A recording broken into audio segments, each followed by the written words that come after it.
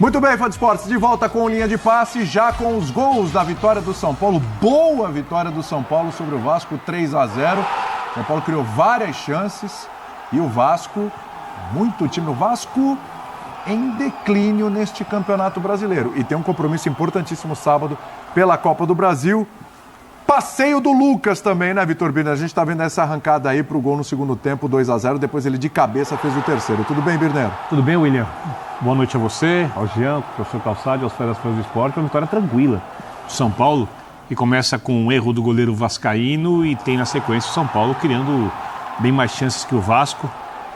O São Paulo com meio campo de pouca pegada, em tese, né, com o Marcos Antônio jogando do lado do Luiz Gustavo, mas contra um Vasco que, como colocou Payet, Coutinho, mais o centroavante Verratti, aí não dá, deu muito espaço para o São Paulo, principalmente para o Igor Vinícius, que é um jogador que tem bastante força física, muita velocidade, bastante intensidade, mas tem algumas dificuldades de marcação, às vezes na construção. Só que hoje ele jogou com muita tranquilidade, obrigou o Lucas Piton a não poder avançar, o que complicou ainda mais o Vasco. A minha grande questão, aliás, duas grandes questões sobre esse jogo. Uma que o São Paulo precisava ganhar, principalmente depois da reunião do presidente Júlio Casares, sem os dirigentes do futebol com o Zubeldia e o processo de fritura no Morumbi, que o Casares negou, mas aí tem essa reunião e algumas coisas ali dizem que há essa fritura e aí São Paulo tem um processo político ali complicado. Eu não vou explicar isso aqui para ver quem vai ser o candidato a presidente na sucessão do Casares. Então, resumindo, depois disso tudo é importante para o São Paulo ganhar, vai deixando a eliminação para o Botafogo ainda. Precisa deixar para trás, vai lutando aí por uma colocação no Campeonato Brasileiro que lhe permita, quem sabe, uma vaga direta na Libertadores, dependendo do que acontecer com os outros times, se o Botafogo vai abrir uma vaga a mais ou não. Amanhã tem Flamengo e Fluminense também, né? E o São Paulo encostou no Flamengo. Para o São Paulo, a vitória é muito importante, tem várias atuações boas, a gente vai falar isso durante a linha. Para o Vasco, eu tenho uma dúvida, porque além desse teste, usar os jogadores titulares para que eles tenham ritmo, e aí um time mais inteiro no final de semana na Copa do Brasil, que é a prioridade do Vasco, tem lógica. Mas aí eu olho o jogo do Atlético contra o Fortaleza, eu falo, não tem lógica. Então eu acho que esse 3-0 acaba jogando uma pressão, principalmente porque foi com boa parte dos titulares para o final de semana e o Vasco não precisava disso nessa rodada. É verdade. Pressão que vai para o Vasco, mas um alívio que vem para o São Paulo. A forma como o Vasco perdeu. Não é só que perdeu. Perdeu o jogo jogando bem, outra coisa. O São Paulo reinou na partida. É isso. São Paulo reinou na partida e o Vasco teve uma chance ali com o Coutinho, aliás, uma chance muito parecida com a que o Coutinho faz o gol contra o Atlético Mineiro, né? Parecida, um lance muito parecido. E ponto final. São Paulo reinou absoluto no jogo durante os 90 minutos. Calçade, tudo bem? Olá, boa noite a todos. Também o Vasco tem os méritos do São Paulo e também aquilo que o Vasco não conseguiu fazer. Foram 11 dias para alguns clubes, muitos jogadores na seleção, para outros, para descansar e para treinar. E o Vasco está nessa turma aqui que não teve tantos problemas com seleção. Tantos. Então, o que você acaba pensando? Eu vou pegar e vou deixar esses caras no banco mais uma vez e vou pegar esses 11 dias, vou estender e vou deixar quase 14 dias sem o time atuar. Então, com 14 dias, dependendo de como os treinamentos foram feitos, aí depende muito de como controlar a carga, volume, treinamentos, intensidade, é preciso ter um conhecimento aí, o Vasco certamente tem. Entenderam que dava para usar a base de hoje no próximo jogo. O problema é que o jogo mostrou que Payet com Coutinho não vai rolar. Era previsível, né? Não vai rolar. Porque assim, o São Paulo tinha no Eric lá direito, sim, o São Paulo era só lá direito. Aí você olhava o Lucas lado esquerdo, né? E Luciano aqui no centro. No lado direito, para cima do Vasco, ficava o Piton, né? O Payet demorava uma eternidade para voltar, uma eternidade. Então, assim, ficava ali no mano a mano. Para não ficar no mano a mano, o Matheus Carvalho saía, o volante ia para o lado. Então, você já esvazia aqui o meio de campo. Você já tem volante saindo, zagueiro saindo com mais atenção. Então, como é que sai o gol? Num corte do Luciano, ele fica de frente para o gol vazio, porque a bola vem da direita para o centro. Então, isso foi acontecendo o jogo todo. Enquanto o Payet esteve, ele não conseguiu fazer a função de marcador também. que é necessária, porque as pessoas podem até não concordar. Um jogador como ele não tem que marcar. Tudo bem, mas também você vai se ferrar. Sim. Mas alguém tem que marcar. Alguém tem. Alguém tem que marcar. Se você topa se ferrar, tá tudo bom. Fala assim, esse cara aqui não marca, mas também o seu time vai entrar pelo cano. E ele não tem essa condição. Então, é uma situação que não dá para encarar o Atlético Mineiro assim. Não vai dar. Vai ser um risco muito grande. Até porque o Milito vai pegar esse jogo, se tiver Coutinho e Payet, ele vai falar, nossa, é Scarpa passando ali, a galera toda passando. E mesmo assim o São Paulo acho que demorou muito a acionar o Lucas. Porque quando você tem uma concentração do lado direito e naturalmente o Vasco preocupado se desloca para esse setor, que é o lado esquerdo do Vasco, direito de São Paulo, uma inversão para o Lucas nossa, Lucas sozinho. E aí, depois que São Paulo fez o gol, o São Paulo começou, no segundo tempo, faz aquele gol no contra-ataque, no posicionamento... Olha, o Lucas vai receber, ele pega a bola atrás, o primeiro combate dele atrasado é do Maicon dentro da área. E ele vai tirando do Maicon, assim, o Maicon... Que vai escoltando, o Maicon escoltando. O Maicon não dá o bote no meio do caminho, porque se ele vai dar o bote, ele sabe que o Lucas estica. Então ele tenta retardar e não consegue. E ali, o Vasco sai para a pressão no começo dessa etapa e toma um gol no contra-ataque porque está com a pressão toda errada também. Tá tudo desorganizado. Então, esse jogo é para esquecer, pensando na Copa do Brasil. Esqueceu sim, no seguinte sentido, não pode repetir a atuação. Sim.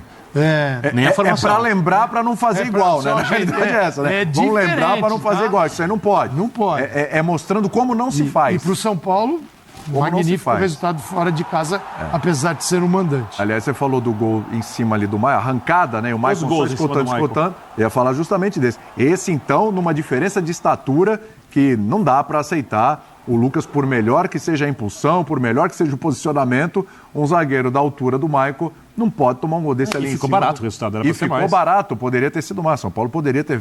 Como eu falei, poderia ter devolvido os 4 do primeiro turno até com juros, poderia ter feito 5 e tal. Foi esse o passeio do São Paulo. Não sei se o Jean concorda. De ouro.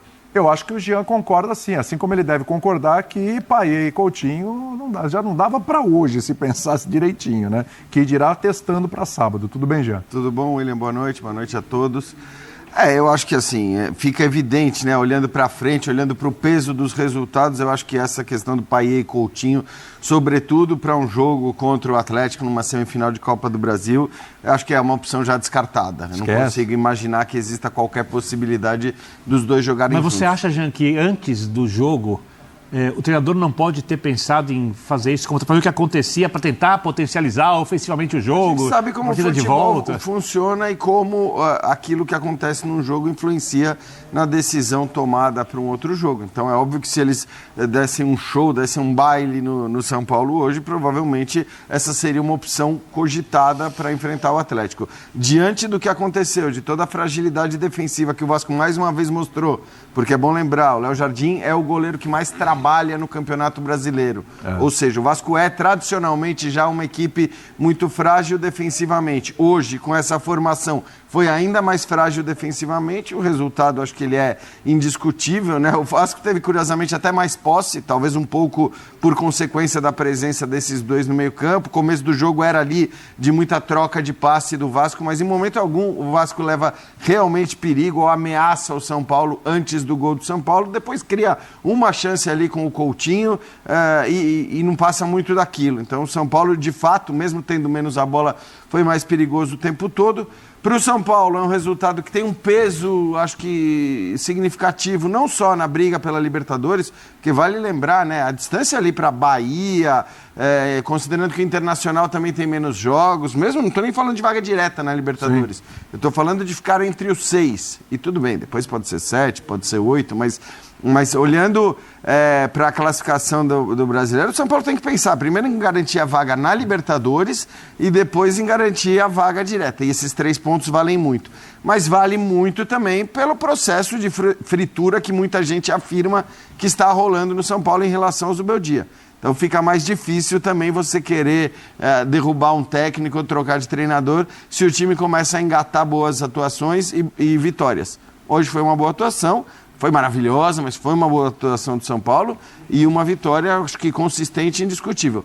Para o Vasco, estou muito na linha do que o Biner disse. Cara, você Você tem um jogo muito mais importante no sábado. Entendo do ponto de vista físico que você está 10 dias sem jogar. Pois é. Talvez você fale, cara, eu vou pôr esses caras porque eu preciso que eles ganhem ritmo de jogo. Posso até fazer um teste ou outro ali em relação à questão Lembrando tática. que na próxima semana eles não vão jogar também, né? Exato. Então, cara, jogar 2 jogos, jogar um quarto e um sábado, não tendo que jogar no meio de semana seguinte. Utilizado bem a parada. Exato. Então, assim, tudo bem escalar o time. Agora, não é tudo bem quando você toma uma cacetada como essa. Porque a gente já está falando de 7 jogos sem vitória, a gente está falando de um clima que não vai ser dos melhores antes de um confronto contra uma equipe que é melhor tecnicamente. O clima, eu acho até que vai ser um clima de apoio. A gente conhece a torcida do Vasco. Acho que o clima no tal treino aberto de sexta-feira vai ser um clima de apoio. Mas certamente alguma tensão existe em relação ao que pode acontecer no final de semana, porque os últimos jogos do Vasco, e não apenas esse, não indicam uma capacidade tão grande assim de reverter a situação em que ele se encontra hoje. O óleo da fritura foi desaquecido hoje, Aldir? Cara, assim, eu acho que não. Continua a mesma temperatura? Porque não tinha motivo para ter fritura. Não, concordo Não tem muito motivo, com você, mas não ela tem existe, motivo. não existe? Eu concordo com você, mas... Eu não consigo entender essa conversa. Mas ela não existe? É um negócio assim muito louco. Os fatos... Concordo com você. Vou não pegar, tinha que ter fritura, mas ela existe. Vou pegar, vou reproduzir quem falou isso primeiro, então vou reproduzir, que foi o Arnaldo Ribeiro. Perfeito. Termina o clássico. São Paulo ganha do Corinthians, talvez o principal adversário para muitos são paulinos, e mal consegue comemorar de tão sofrido que o elenco estava por causa da eliminação contra o Botafogo no meio de semana. E isso ainda ficou mais claro no jogo contra o Cuiabá. Termina o jogo, só fala em dor, não sei o que e tal. A torcida no estádio canta o nome do Zubeldia. Vai ter o vídeo da partida. O Arnaldo lembra isso. Sim. Não tem o Zubeldia. Dia seguinte aparece a notícia. São Paulo não fará força para segurar o Zubeldia se receber proposta. Boca Juniors, que nem tinha interesse, tinha como sexta opção. Era a sexta tem interesse opção. no Zubeldia. No São Paulo, estou pegando tudo que o Arnaldo disse, aqui não só estou reproduzindo. São Paulo no pau tem oposição hoje em dia, as notícias saem de dentro do CT. Provavelmente de algum funcionário de alto escalão, né, ou algum diretor, alguma coisa assim. De onde saiu tudo isso? Isso, para mim, é um processo... Aí, vai o Júlio Casares, depois dessas notícias todas, nega, mas faz uma reunião com o Zubeldia, segundo o que eu li, sem o departamento de futebol junto, onde ele promete para o Zubeldia que, se houver a classificação na Libertadores, ele continua. Paralelamente a isso,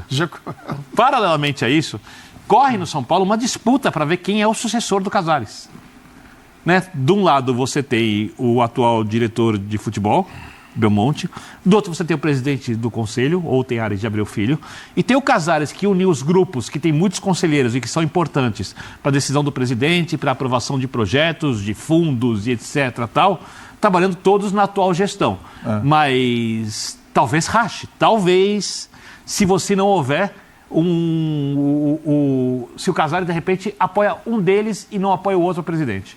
Então, a situação no São Paulo é uma situação política, não é uma situação esportiva sobre a questão do Zubeldia. Birner, em tudo isso que você falou, que eu acho que a torcida canta o nome do Zubeldia ao fim do jogo, dá a impressão de que é uma unanimidade, que todo torcedor são paulino está com o Zubeldia. Os clubes hoje monitoram redes sociais, tem empresas, inclusive, contratadas para fazer esse serviço. Sim. Muitos clubes, e eu não estou dizendo que é o caso do São Paulo ou não, mas se baseiam naquilo que as redes sociais dizem para dizer se tem uma margem para tomar determinado tipo de atitude ou se não tem margem para esse determinado tipo de atitude. A gente está, infelizmente, bastante nas redes sociais porque faz parte do nosso trabalho. Eu estou, pelo menos. Infelizmente, você disse. Eu digo infelizmente porque faz parte do trabalho. Porque se não fizesse, eu certamente, talvez eu postasse fotos de viagens apenas. Mas, enfim, a gente está aí... São muitas. Aí vai entupir. Sobrecarregado. De diferentes lugares. O meu ponto é o seguinte, se fosse uma unanimidade, se o Zubeldia tivesse 100% de apoio da torcida do São Paulo, eu acho que dificilmente a diretoria cogitaria esta possibilidade. Não é assim. Nesses monitoramentos, certamente não é assim que acontece. E a gente vê que não é assim. que tem gente discutindo. É um absurdo? Eu acho um absurdo. Mas é assim, a gente viu o que foi depois do jogo contra o Botafogo. Quando o São Paulo... Porque vamos lembrar, o São Paulo ele foi eliminado em 2 mata-matas por 2 equipes melhores do que ele, ou pelo menos 2 equipes com mais qualidade técnica e com mais potencial. Caras. Muito mais caras. Tanto o Atlético como o Botafogo têm elencos muito mais poderosos. O Botafogo joga muito mais bola que o São Paulo. Desde sempre, praticamente, nessa 2 temporada. atacantes É uma obrigação com a qualidade do jogo. É obrigação. Seleção brasileira. O Atlético nem tanto. O Atlético você pode até dizer que houve ali um trabalho do treinador para que o São Paulo fosse eliminado, mas o fato é que o São Paulo foi eliminado, eliminações que não tem nada de absurdo, que não tem nada de vexatório, que não tem nada que você possa colocar um carimbo na testa do técnico e dizer derrotado, loser. Tal. E onde teve algumas oportunidades claras de gol, Sim, que acabou desperdiçando, então, que não tem necessariamente a ver com o treinador. Nos jogos que a gente discutiu bastante já, assim, mas eu acho que não tem muito o que discutir da qualidade do técnico, do trabalho que ele vai fazendo. Acho até que em determinados momentos exagerou-se nos louros ao Zubeldia, parecia que o São Paulo era um negócio, agora assim, o Zubeldia era o melhor técnico do mundo. Isso acontece muito no São Paulo, né? Essa coisa irregular de avaliação, ora o cara é um gênio, ora o cara é completamente... É normal no futebol brasileiro, mas no São Paulo tem sido mais.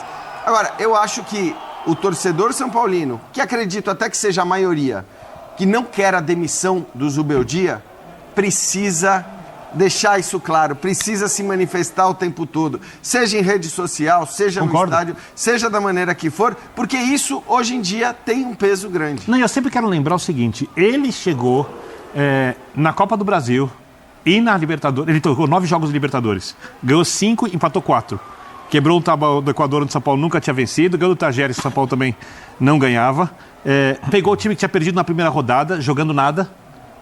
Teve que lidar com a pressão do Rames, que ele encostou. Na época o Rames jogou, inclusive, a primeira partida da Libertadores. Ou seja, ele sai invicto da Libertadores, ele não perde jogo do Botafogo.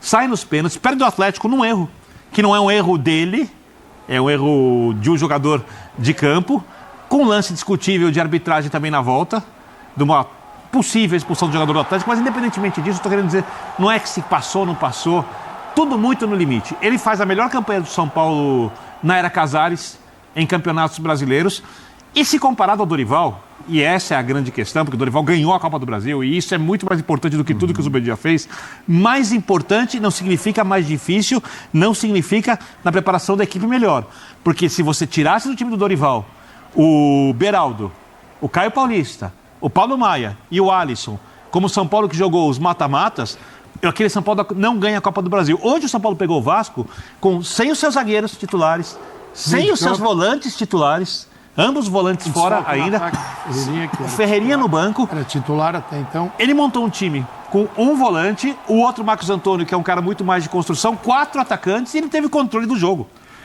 Teve controle do jogo contra um time que também não tinha meio campo, mas se você for olhar a ideia de jogo do São Paulo, com Eric, Luciano, Lucas e Carlos, também não tem meio de campo, mas o time mais bem treinado, que obrigou o Atlético a ficar encolhido no Morumbi, com um time melhor que o do São Paulo, porque o São Paulo é bem treinado. Então, se nada disso é o suficiente para você fazer uma avaliação favorável ao técnico que recusou a proposta do Equador, uma bela proposta do Equador, que ele ia para a Copa do Mundo, o Equador vai para a Copa do Mundo, ele poderia ser técnico da Copa do Mundo, para ficar no São Paulo, se nada disso agrada a diretoria, eu não acho que vai ser um resultado de 3-0 contra o Vasco que vai mudar isso, William, por isso eu acho que não muda nada. A gente já falou isso aqui, assim, a vitória na Copa do Brasil criou uma expectativa no torcedor do São Paulo que depois da Copa do Brasil, o mínimo era Libertadores da América. Eu vejo que o perfil das redes sociais às vezes é muito parecido ao perfil de quem pressiona o presidente ali nos corredores, os grupos políticos, que é um perfil de gente que não entende bolhufas de futebol. Sim. Uma coisa é você ser apaixonado, torcer, só estar trocando emoções. A outra é tentar entender um pouco daquilo que acontece dentro de campo. E criou expectativa com todos esses desfalques que você aqui deixou bem claro, são desfalques em todas as etapas do campo, de que mesmo assim o São Paulo ganharia tudo. E aí depende do contexto, conseguiu ganhar a Copa do Brasil no ano passado, mas não tem esta seleção que o torcedor São Paulino acredita. Não tinha individualmente time melhor que o do Palmeiras e do Flamengo que ele derrotou ano passado. Não tinha quando foi campeão da Copa do Brasil. Então é o seguinte... E o desse ano é pior. O Dorival conseguiu fazer muito com aquela equipe. Sim. Não significa que aquela equipe não tem adversários e que adversários não tenham se modificado e ela troca ali. Ela vai trocar. Né? Ela vai trocar vitórias, derrotas, empates com todos os outros que vão melhorar também. Então, assim, não olhar para o futebol dessa forma, esse futebol, ele hoje em dia, acho que está todo mundo doente, assim, sabe o que eu penso, né? As pessoas ficam muito doentes com o futebol. E é uma relação doente com o Subeldia, com esses grupos, com redes sociais, que a maioria não existe, ou só existe teclando, você passa na rua, você não vê ninguém. Porque, cara, eles param para olhar o que está acontecendo aqui, para tomar decisão dentro de campo. É assim que muitos fazem. Exato. Cara, é uma loucura. Cara, então, o de São Paulo... Por isso que eu insisto que a torcida tem que se manifestar por aqui também. A torcida, que eu até acredito que seja a maioria que deseja a permanência do Zubeldia. Mas como não é uma coisa unânime, eu acho que o dirigente, se tem esse interesse, ele se sente, vou dizer, autorizado a iniciar esse processo. Porque, cara, eu tenho certeza que se 100% da torcida do São Paulo dissesse hoje que quer a permanência do Zubeldia, que apesar das eliminações nas Copas, e acho até que à medida que a eliminação nas Copas vai se distanciando, talvez esse sentimento vá mudando. Esfriando. Porque depois da eliminação para o Botafogo, uma eliminação, repito, para um Botafogo muito melhor, nos pênaltis, depois daquela eliminação, era impressionante. Mas será que o que a gente via de gente o torcedor saca isso, que o adversário é melhor? Não bate Porque pênalti. é tão óbvio que o Botafogo é melhor. Eu acho que não se olha muito para o adversário na hora dessas avaliações. E o Diego Aguirre ainda falou agora, essa semana, olha, gente, vai ser muito mais difícil contra o Botafogo, que é um time melhor que o Flamengo. Claro. O Botafogo Hoje em dia, está melhor do que o Flamengo. É isso. E isso é óbvio que o Peñarol terá muito mais dificuldade com o Botafogo do que teve contra o Flamengo. Exemplo, Peñarol. Né? E até o treinador adversário falou isso. E o torcedor não consegue reconhecer isso. O outro torcedor... O detalhe, o São Paulo jogou 3 vezes com o Botafogo no ano e não perdeu os jogos. Pô, São 3 jogos. 3 empates. Perdeu os jogos. 3 empates. E no segundo tempo do jogo do Morumbi, tanto na volta do jogo, os 2 jogos, óbvio. Sim. O jogo da Libertadores, quando o jogo do Brasileiro, jogou muito bem. Segundo tempo bom na Libertadores, no jogo do Brasileiro jogou muito bem. Muito bem, contra um time, repito, muito mais caro, melhor. Sim. Individualmente, muito superior ao São Paulo. Hoje, por exemplo, o São Paulo tem um monte de chances de gol. O São Paulo tem jogadores tecnicamente do mesmo nível do Botafogo. Estou falando só das finalizações, estou falando da construção, da roubada de bola. O São Paulo faria o dobro de gols do que fez hoje contra o Vasco. O São Paulo tem ali algumas dificuldades, porque o São Paulo tem bons jogadores. São Paulo, a grande virtude desse time de São Paulo, as virtudes é que esse time de São Paulo é um time muito guerreiro. Os jogadores são extremamente comprometidos, respeitam demais a camisa, é um time de caráter, é um time muito competitivo, ganhou o título contra equipes melhores, bem treinado, mas não é um time tecnicamente brilhante. E entrou pelo cano com contusões que mudaram o sentido do jogo, como o Alisson, por exemplo. Esse é o que mais faz foi uma falta. descoberta maravilhosa ali do Dorival, tem que dar o crédito de Pablo um cara Maia que era fora. o cara que era aquele do 4-2-3-1, ele era o ponta pelo lado Do esquerdo. 3, E ele virou um volante. E um ótimo volante. Excelente. Então, cara, seguinte, você começa a perder esse jogador, ele conseguiu. O Subeldia estava fazendo algo que ninguém tinha conseguido ainda, que era inserir o Ferreirinha como o ponto esquerda, para ficar bem claro, e com relevância, com importância. Ele perdeu o Ferreirinha também. Perdeu também. Você é um cara que faz muita falta. Imagina, o Lucas tem que ficar quebrando o galho, o Lucas deslocado, onde ele rende menos. Isso. Porque senão ele tem que mexer no Luciano também, cara, em função da ausência do Ferreirinha. E o torcedor não reconhece isso. Assim, quando eu vejo falar mal do Subeldia, quando eu vejo falar mal do Subeldia, primeiro que eu acho uma loucura. Nenhum treinador, eles não são mágicos, não são magos, gênios, mas ele não é um mau treinador, ele é um ótimo treinador. E é a coisa mais difícil hoje você contratar um bom treinador para o seu time. São Paulo tem. E estão tentando rifar o cara. Eu não consigo entender. Não, inacreditável. O São Paulo, em 2021, ele fez 48 pontos no Campeonato Brasileiro. 48 em 38 rodadas. Em 2022, ele fez 54. O São E Paulo fez 53 o ano passado. Ele já está com O 50. São Paulo ganhou o primeiro jogo fora de casa na última rodada do Caio Paulista no passado. É isso. Um jogo. É isso. Fora de casa. Ele já cravou 50 pontos, ele está perto de fazer a melhor pontuação aí. É que em 2020 o São Paulo fez 66 pontos. Estava até vendo aqui, acho que foi isso. 66 pontos. Mas espera aí, só para deixar claro. Pontos, assim, não é uma crítica ao Júlio Casares, etc.